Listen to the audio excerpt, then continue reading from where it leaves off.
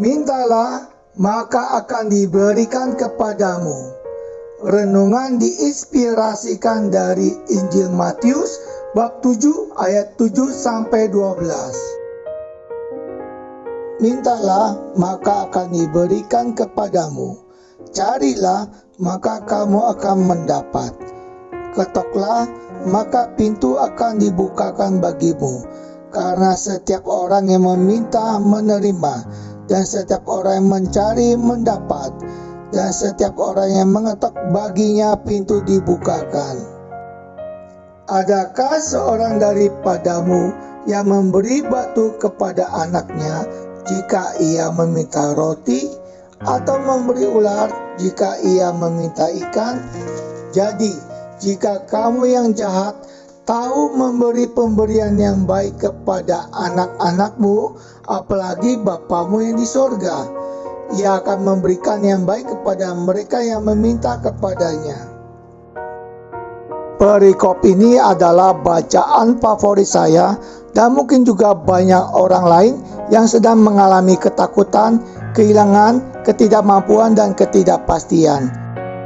Dalam perikop ini, Yesus mengajarkan 3 cara berdoa kepada Bapa.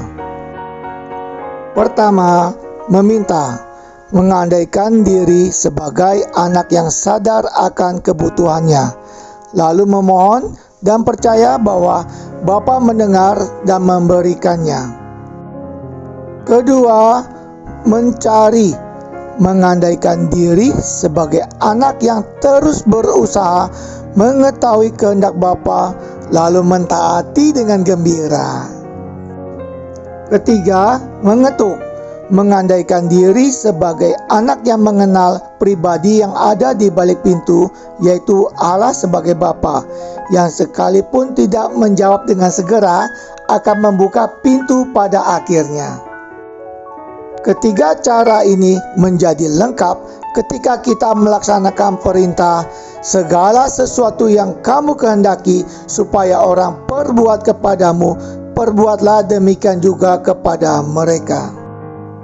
Ada satu masa, saya lulus kuliah dan mulai bekerja.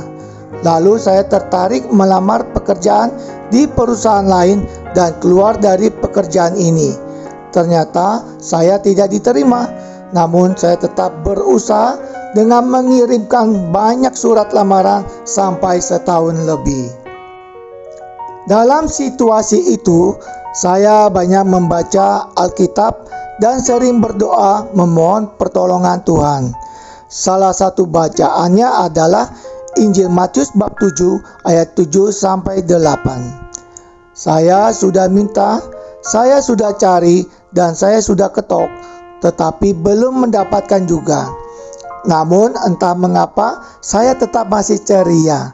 Sampai suatu saat surat lamaran kerja saya mendapat tanggapan. Saat ujian tertulis, banyak yang saya tidak tahu karena memang bukan bidang utama saya dan sudah lama tidak buka buku. Ternyata saya diterima. Setelah diterima bekerja dan belajar di sana, saya mengetahui bahwa sebagian besar jawaban tes saya salah dan seharusnya tidak lulus. Inilah bukti kebesaran dan kasih Tuhan.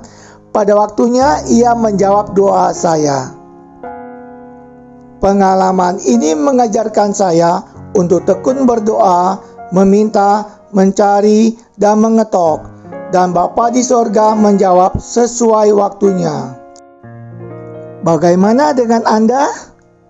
Berdoalah, carilah, dan berusaha terus-menerus. Pada waktunya, Allah menjawab. Marilah berdoa.